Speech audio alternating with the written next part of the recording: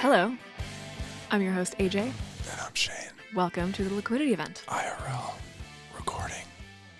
Recording live-ish from a Super live. super live. This is our first one since the beginning. I know. Where are we?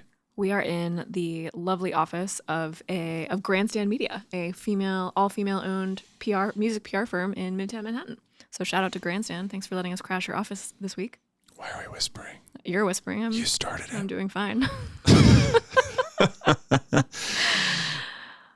Our employees are in the next room doing some training. Yeah, this is like the best week ever. We have 3 of our new hires hanging out with us in New York City. Very cool. We had dinner last night and People my face hurts from in laughing the world. so hard. Seriously. One of I those just good laughed the whole chuckles. Outdoor seating, chuckling. New time. inside jokes every day I'm created. chuckling. Every day I'm chuckling. Always be chuckling, ABC. ABC. Speaking of ABC, what are you reading this week? Oh, we're going to skip this. Neither of us are reading anything. Wow. We just decided to skip it. And then you look me in the eyes and say, what are you reading? You bitch. Oh, my God. Oh, wait. Should we share our new inside joke? This is episode 14 of the Liquidity event being recorded on October 27th, 2021. A very spooky recording. No one's dressed up, but Halloween's on Sunday. Halloween's Friday and Saturday night. Halloween's always on a Friday or Saturday night. There were people dressed up in my neighborhood last weekend. It's like respect for like wanting to. I've seen people dressed up in Bushwick for weeks now. Yeah. The kids are rocking. It's spooky season. The kids are all right. It's spook season. Good for them. What are we drinking, AJ? Boom. We are drinking Hibiki whiskey that I didn't realize was the high-end Hibiki whiskey, and I was just pouring it for everyone. Just passing it out in fucking paper cups. So you're welcome, employees. That was some good shit you just drank. So someone was going to mix it with some lemonade. I was like, no, it's $140 whiskey. 50% off, though. 50% off. For those that don't know what that joke is, whenever AJ or I buy anything on the company card, we own the company 50-50. So it's a 50% discount because if I buy some whiskey, AJ paid for half of it, 50% You paid for off. half of my Uber this morning. Yes, there it is. Much. Yes, 50% discounts. It definitely works in both directions. Or it's like, yeah, I think we both take enough leeway and respect. Yeah. There's a good balance of abuse and respect. I would say. Right. Yeah. Which pretty much defines our Defines relationship. our relationship. Yes. Abuse. Mostly abuse. 50-50. A trickle down of respect. Oh, callback. Little throwback. I have a trickle down reference coming up in the podcast. Oh, do you? Yeah. I cannot wait. Yeah. What else we got? Yeah, I mean, just a preview of the show. We've got some funny stories about Succession. Can't wait to talk about The show? The show, yeah. Oh. Succession, the HBO show. Yeah. We've got No spoilers. No spoilers, of course. We've got a great story on a PPP. It meets Pokemon, which I'm really excited to talk about. IPOs, some cool stuff going public this week. We got Trump's social media network. We've got COVID work from home. Stories about very creative airlines in Japan doing some cool shit to entice travelers to move around domestically. Some Elon Musk stories because you have to, and that'll be the show. Oh, and some real estate news for those who enjoy real estate. Tax updates. Can't forget my CEO crush of the week. Very excited about this one. But yeah, let's do this show. All right. Where do you want to start? IPO watch, of course. All right. Let's do it. What do we got coming up this week? Well, we got a couple cool items here. You've got, how do we decide we were going to pronounce this? Udemy. All right. Udemy. I don't remember. Udemy. I watched. Do you guys ever watch those YouTube pronunciation videos that are like 45 seconds when they actually only need to be 3 seconds? Yeah. No, just me. I mean, YouTube is a nightmare at this point. It only took them 20 years to finally put ads in, but now they're unbearable. They're all over it. Yeah. The online course and learning tools going public this week. Wish them well. Listing on the NASDAQ. Shares priced at $27 to $29. Do we have any Udemy clients? We do not. We do not. We've got Udemy users. Yeah. I've used Udemy. A lot of our clients surely have. A lot of coding courses, language courses. This is one of those rad tech forward. I mean, obviously tech enabled learning academies like Khan Academy or Duolingo, who also went public this year. Yeah. Online learning tools, all experiencing liquidity events this year. Liquid learning. Oh, My cheers. favorite kind of learning. Cut that out. We'll cut out that silence there. You don't want to listen to us sift whiskey through our teeth? We've also got Air Sculpt Technologies, which is the makers of a patented fat removing process. Basically, our liposuction you familiar with this? I'm not familiar with this. I gathered that's what it was from the title of the company, but no, not familiar.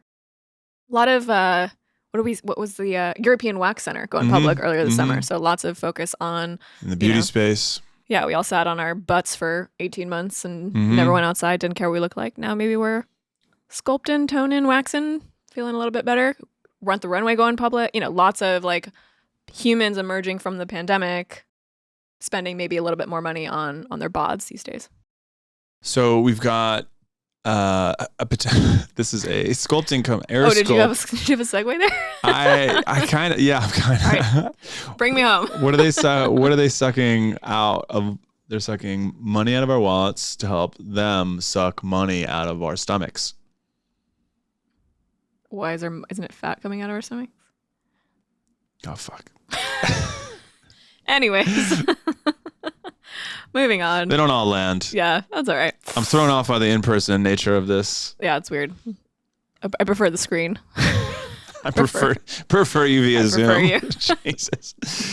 Okay, you've got this. I didn't get a chance to watch the Facebook video. I really wanted to. God, I hope it's real. So it's definitely real. Yeah, a BuzzFeed reporter tweeted a leaked internal Facebook benefits video, and shout out to the Facebook benefits team who clearly don't have enough work to do because they spent seems like a lot of time and a lot of money creating a musical about the Facebook benefits program. It's a musical? It's a musical, so it's like... Is this like the cringiest thing? It is the cringiest thing ever. Undescribably it's like, cringy. Welcome what to is it? Facebook benefits, you gotta elect now. It's like shit like that. It's horrible. Benefits are getting better for your body and your mind. Get some glasses or some braces. And Colira anytime. You have to watch it. All right. So show notes is going to be the leaked Facebook internal benefits. Get excited. All 300,000 employees of Facebooks around the world. And Facebookers. honestly, my greatest criticism of it was that there was not good information. It was basically just like, go to our benefits website, like employee benefits. It's not that the employees don't know the deadline. They know where to go. They just get to the page, they log in, and then they're like, what's a PPO? What's an HMO? What am I doing here? What's an HSA? Yeah.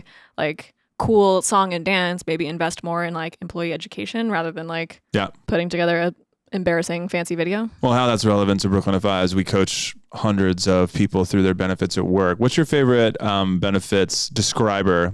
There's often not a lot of, so this is all sizzle, no steak, essentially. Yeah, exactly. And got it. I see your beef here. Yeah, a lot of beef. No pun intended. But what's your favorite steak? Which company has got the most steak on its benefits details? Spotify? Yeah. Spotify's always been great at Square. describing their benefits. Yeah. From their European roots. Yeah, they've got, they, instead of doing like a silly musical, they actually do a thoughtful benefits package where they list everything out. They tell you how much it's going to cost. Yeah.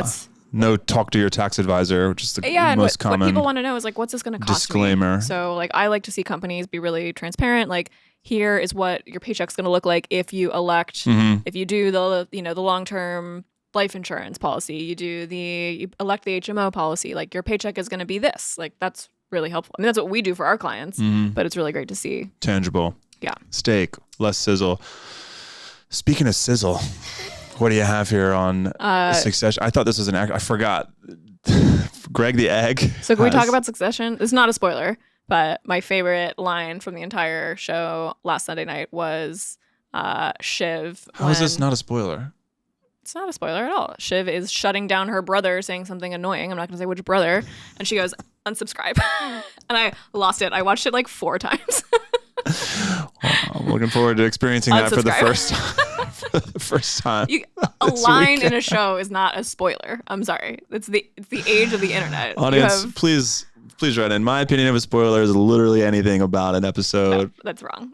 I disagree. All right. Anyway, take a poll. Story is about a sex toy company that makes okay. Now back on track here. Here we go. bring it back to what is important here. Right. Greg the Egg, many people's favorite character on Succession for his goofy, aloof, naive, being at the up-and-comer, the right place at the right time, and just being like the person that no one knows why they're there. Surprisingly clearly opportunistic. Not very smart, but knows how to work all the angles, you might say. Yeah. Anyway, speaking of working all the angles, this sex toy company has a toy called Greg the Egg, where it will vibrate whenever Greg comes on screen during Succession. Okay. Oh my God. So that's what you're getting for Christmas. You're welcome. I don't even know where to go with that. How about Trump's social media network? Yeah, natural segue. What we live for here is the dwack, the truths. I did not get to spend enough time on this. I feel like this is going to get covered far and wide in the media sphere. What's our take on Trump's SPAC? I mean, my favorite take on this, which is not a take, it's just a news item, that most of the code and the entire infrastructure of the platform was basically lifted from social media platform Mastodon.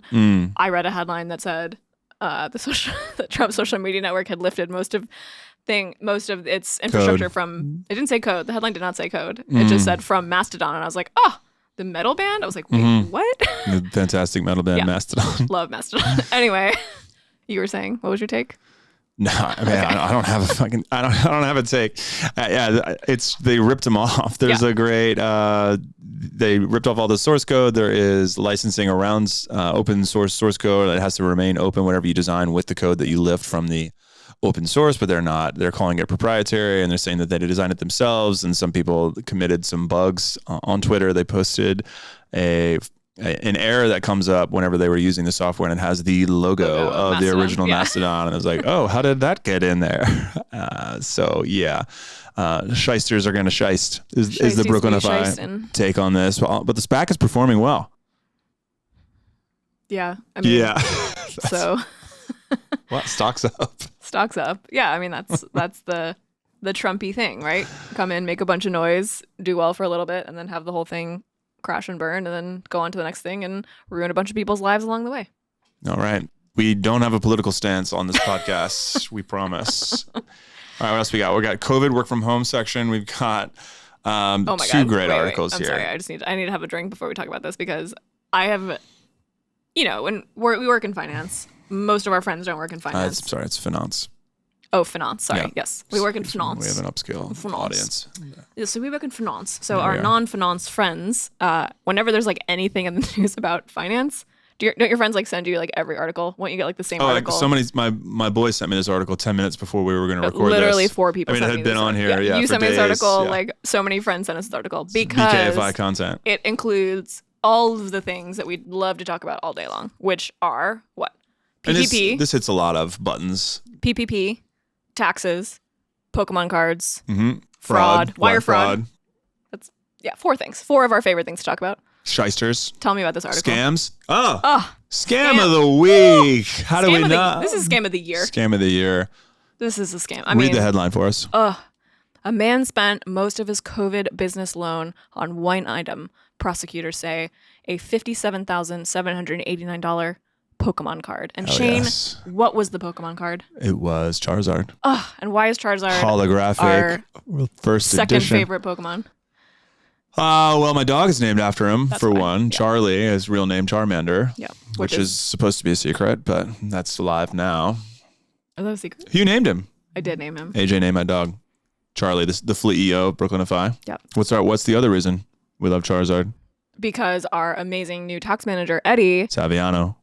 So new employees to Brooklynify, when they become an employee, they get assigned a spirit Pokemon. And so Eddie's chosen spirit Pokemon is Charizard. So Eddie, this story reminded me of you. Yeah, so wire fraud, baby, it's back. Why is it always wire fraud, AJ? Why is it always wire fraud? I honestly don't know. We still haven't figured that out. I don't know what wire fraud is, but I'm probably committing it this weekend with the boys. We should have Bobby on, our lawyer, to explain what wire fraud is. Yeah. Yeah, why not? Yeah, be a great guest. So yeah, this guy takes COVID, there was a ton of loans to help keep businesses afloat, whether there was an economic injury disaster loan or a paycheck protection program loan. I know I personally poured thousands of hours learning about all these rules for all of our outsourced accounting clients and all the people in our lives that are tangential to owning businesses. And this, there was a lot of cool. If you think crime is cool, there was a lot of cool uses of these funds, including buying Lamborghinis, Rolexes, fabricating. One guy, I think one dude said that he had literally 1 million employees, and that tied to the Paycheck Protection Program loan. Lots of 1 million employees. Yeah, like the business does not exist, and then suddenly there's 1 million employees that exist. Yeah, it's what is it now in terms of employees? Amazon, Walmart, and like this guy, Jeff's auto body shop. Yeah, Jeff's lawn mowing, and yeah, so. Lamborghinis, vacations, jewelry, a lot of it posted on the internet. I think one guy's doing 56 years in jail for all of the fraud that's being committed here. So people are going to jail for these loans. Remember the guy that recently that disappeared, faked his own death, parked his car by the ocean, left the door open, and tried to fake that story was especially awful because he didn't even get the He money. didn't get a holographic Pokemon. And he didn't get a holographic Charizard card. So, the article references all of these claims. So there's one thing, my take on this is that there is, Sorry, I keep stealing Shane's headphone cord. Gosh, yeah, somebody forgot the earphone splitter, so I'm hanging on for dear life for this one little earbud I have here. I hate doing IRL. So this one guy, they reference all those fraudulent loan uses.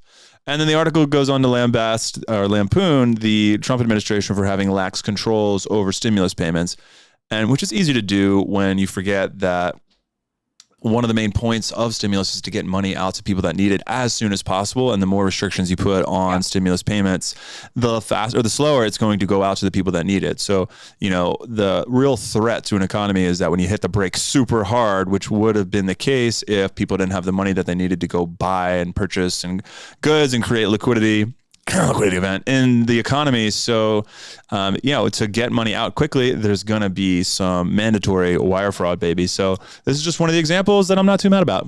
Yeah. I don't know. You don't know? Exactly. Like, what were we supposed to do? Like, print money and figure it out later. Like, this is how the tax system works, right? Like, most people who get refunds, like, who really need to file tax returns, who are due $12,000 refunds for child tax credits because they only made $20,000 in a year, don't file tax returns because they don't know how, or they're afraid of or it's expensive. And like, unfortunately, when you set up all these barriers for the people that really need the money, we cause like bigger social problems. So like, there's always going to be shysters going to shyst, right? Yeah. Yeah. Speaking of shysters, Japanese and South Korean airlines have created. I needed a segue. Create pandemic. I didn't read this one. What's this one about? This is Japanophile. I was feeling antsy, and want to go to Japan so bad. There's so many Japanese travel articles popping up in the Slack channel. What's going on with you? I know. I'm aching to go. So I made a promise to myself when I was young that I was going to go to Japan every 5 years in my life because I love the country so much. I love everything about it. Because you're a weeaboo? Because I'm sure. I'm not a cosign on that one. Anyways. Okay, sure.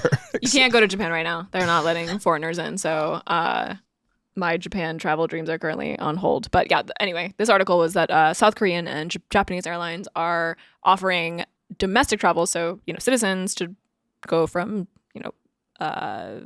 Kyoto to Tokyo for like $1, like super, super, super cheap, like sort of like the way like the European airlines do. Ryanair style. Ryanair, exactly. That didn't exist in Japan prior? I don't think so. No. So shout out to one all the people Europeans in Japan who are able to Japanese. be in Japan. No, but look, they're $16 flights. They're battling a COVID crisis, so I understand. My tourism nonsense can wait. Japan's jammed up, man. Cool. Both of us were like desperately trying to think of something funny to say. Jammed up just like that sentence. Cool. So, ooh. So we've got in the travel sphere. I got a pretty fun tax update. Update fun. Me. I don't know if fun's the word. Well, we've talked a lot about how the Democrats are going to try to fund the $3.5 trillion infrastructure bill, which recently got a haircut down to $1.5 trillion, and there is a bunch of international conferences coming up soon, and Biden's going to have to go. I think it's next week, and they're trying to rush out some policies in order to pay for all the infrastructure bill. So the Democrats are throwing spaghetti at the wall and seeing what sticks, and we have a new bit of legislation that's coming through the House Ways and Means Committee. This is what you've always wanted. This is like you fished your wish, right? It's a wealth tax, baby. This is what you wanted. Here it is. Not only is it a wealth tax, but it's targeted specifically at those that have benefited the most from tax breaks already from capitalism in general. I mean, this is kind of bizarre because it only targets 700 people. What I would call the winners of capitalism. This proposal from Senate Democrats is a wealth tax on unrealized capital gains, aka there is no transaction in which is taxable income historically, or what we would consider under the 16th Amendment. An income tax, which, to give a little background, was created shortly after the Civil War. We previously could not, and it was first enforced in 1916. Yeah.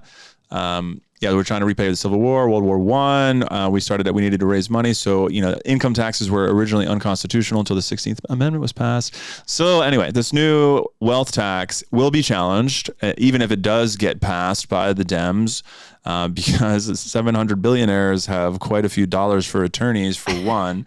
But I'd just like to briefly talk about the mechanics of it and some criticism from the billionaires that we've seen so far. It will go into effect in 2022 if it passes. The idea is that any unrealized capital gains that you experience, let's say you bought something for $2 billion and now it's worth $20 billion, the tax would effectively sell it on paper, even though you have not sold those assets. So you would realize an $18 billion gain, and you would pay the taxes on that gain. Since you do not have liquidity from the actual sale, you would pay it over 5 years. At a very high level is what's happening there. So they give you, whereas with our income taxes, you and I, whenever we have income, we have to pay it immediately with our right. throughout the year. So they would have 5 years. So boohoo. So it would only be taxed on people with $1 billion or more, which I think is only 700 people in the United States. Okay. Even though some people have hundreds of times that. Elon and Jeff have over $100 billion. Yeah. And Melinda. So I don't keep a running list of the billionaires, but there are over 700 of them apparently. The pushback from Elon, some guy on Twitter, which I love this so much, is like the little people that stick up for the billionaires. Like, shout out to some guy on Twitter posted. Shout out to Jeff6674. Oh my God. What is the Stanleyhood going on here with the billionaires? This guy says, if you want to stand up you need to send this letter to your senator that says essentially, we all know that Congress has a history of scope creep. So if we start here with taxation of these 700 billionaires, it's only a matter of time until they're wealth taxing your 401k and your residence and the value of your home. It's like, bro, if they do tax the value of your home. You pay property taxes, you dumb. Yeah, and that's how we pay for schools, and that's how we keep the cycle of poverty running and forever. The hospitals. Yes, cool. So yeah, there's So oh, Lord. If trickle-down economics is going to work the same way that this trickle-down taxation of middle class will happen, we don't have to worry about this until the year 21,000. So no problem here. But Elon responds to the guy and says, yeah, when they run out of money, they're coming for you next. It's like, all right, Elon, like, dude, like Hertz just ordered 100,000 Teslas and his personal net worth went up like $26 billion in one day. Like, how tone deaf can you be? Like, just don't.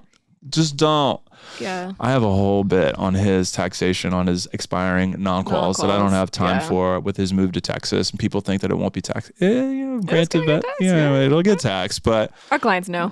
Yeah, our clients know. Shout out to our clients that pay taxes where they don't want to, or they think they get away. But do you have anything on this? I've sucked all the oxygen on this one. Well, I mean, I definitely agree with you. I welcome this. There's, it's taxes are so personal and ideological, and it is that weird phenomenon of like the little guys like seeing, like Elon Musk presents so much of a hope for people, right? Like, imagine you could be Elon Musk too if you had some good ideas. Well, that's what everyone thinks, but they're not going to be Elon Musk. Right. So, Jeff 77456, like his life is made by the fact that Elon Musk responded to him.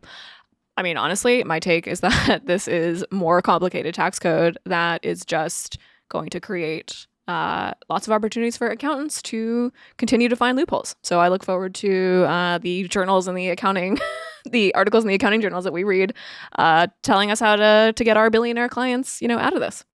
Yeah, I mean, just kidding. We don't have any complexity in the tax code is typically a tax on the poor because they can't afford complicated tax advice. But this is literally a complicated tax system on the rich, just like the estate tax. Yeah. So, they also had to implement a specific taxation on trusts. So the taxation on trusts starts at 100 million because billionaires can literally just create taxpayers that have their own EINs that are called trusts, and they can just split their money across hundreds and hundreds of trusts, like get below these caps. So to help avoid that, they created a lower cap for trusts. It's like, what is going on? No. So yeah, I feel, you know what I get from this article? What's that? Job security. Yeah. Okay. Good for you. Good for us. All right. You got a Zillow thing, real estate. Yeah. Zillow. I didn't know what you were doing with this one. Yeah. So Zillow, the company that I'm sure all of you are familiar with, where you have the app and you text your spouse your favorite SNL skit. Or your friends, look at this amazing house I found on Zillow. I'm suddenly feeling FOMO that I need to buy this house, even though I don't. I'm perfectly happy renting. So Zillow this past year has gone into the home buying and flipping business, which is very interesting. Because Zillow, obviously, like, what did people do during the pandemic? They bought houses. They lusted after real estate as they couldn't leave their homes. They, reupholstered their couches, blah, blah, blah. So now people are worried about Zillow because actually it turns out all this new line of business where they were buying homes from homeowners, sending contractors, fixing them up and trying to flip them quickly, it's actually not going very well. They're actually selling most of these homes at a loss. And this is very worrying for this, market of like, real estate is the best. It's the most secure investment you can make. So I just wanted to wave this in your face pretty much. In my face? I know you agree with me, but I just wanted to talk about it. I don't give a shit about it. What are you worried about? That somebody sold their home to a public company and then the value went down? No, I'm not worried about Zillow's losing money? Yeah, I mean, I'm just saying Zillow is overpaying for homes. Yeah. The takeaway learning message from this is that people go on Zillow and they're like, oh my God, my house is worth, $700,000. Bad for investors. But your house is not worth $700,000. That's just a Zestimate. Like, that's a lie. It's Zillow's algorithm. I thought that's where you were going with that. If that you are valuing your home based on a Zestimate, then you are overvaluing your home because they use the Zestimates to value the homes. And then when they actually go to the market, no one's buying at Zestimate prices. I have clients all the time base like life decisions on Zestimates. Like, we're moving to Austin because we can buy this amazing house down there. But the Zestimate is different from what it actually goes for, as we're seeing now, as Zillow is finding in its own market. Or, there's so many. I love this story because it kind of like is this finger on the pulse of like where the economy is right now. They're saying they can't get contractors in because there's a labor shortage. Like, they can't actually do all the work that they wanted to do to these homes to make them look nice to resell them because they can't get anyone in to, fix the roof, things like that. So watch out, Zillow. You know what they call a dumb algorithm? An albro. What's your scam of the week this week? Oh, we already did scam of the week. We already did scam of the week. You have a crush? I do. Do you know what song this is? Can you name the singer? I'll give you... Kylie Minogue. Nope. Mandy Moore. Anyway, my CEO crush of the week is Tope Awatona, who is the CEO of Calendly. The best software ever invented. We love Calendly. We have used Calendly since... From a non-technical perspective. We've used Calendly at Brooklyn. There's somebody listening to this like, I created Google Earth. It's a scheduling app. Yeah, but it changes. I wish I could use Calendly with my friends. They would be like, they would hate me even more for being the type A loser that I am. But like, Calendly's amazing. Like, hey, here's when I'm available. Instead of being like, hey, Shane, are you free on Tuesday from 3:30 to 4:45? And Calendar on Tuesday, battleship. Yeah, no, thank you. Here's my link. Book at a time that's convenient for you. I mean, Brooklyn, if I would, I'm gonna exaggerate here a little bit. So, well, hold on. You're gushing about Calendly. Are we gonna gush about Tope? Oh, I mean, just the reason why I gush about Tope is because he sent one amazing, like, hey, it's me, the CEO. I just wanted to like let you know about all the updates, and also I apologize for some of the missteps we've taken. Like, it was one of the best, like, from the heart CEO emails I've ever received. I got one of those this week too from Gusto. From Gusto. Yeah, that was wacky. I didn't experience any negative experience. I love Gusto. I got an email from the CEO just being like, oh, I know that everything's been on fire. Our company's a dumpster fire. I just wanted to personally say I'm sorry. I was like, bro, everything's cool. I love you. Yeah. I don't know what happened to somebody else, but I appreciate it. Tope sent that. I think it was 2 years ago, and I've seen other CEOs like follow suit since then. So like great leadership. That company is amazing. It's an Atlanta company, right? So we saw MailChimp. them. They're near MailChimp, right? Coca-Cola. I like the leadership there. I love all the comms. Do their employees have equity, or we got a MailChimp situation? Ooh, do not know. Let's take a look. Do not know. I'll have to investigate further. All right. Great crush of the week. That's the show. Read us out. You can email us. Please email us any listener mail at liquidityevent@brooklynfi.com. You can leave us a voicemail and we'll play it on the air at podinbox.com/the liquidity event. Show notes at brooklynfi.com/episode 14. And all you BKFI Stanley weirdos can leave us a review if that's what you want to be weird about. You can find us on... if that's what you want to be weird about? I want to be weird about Halloween.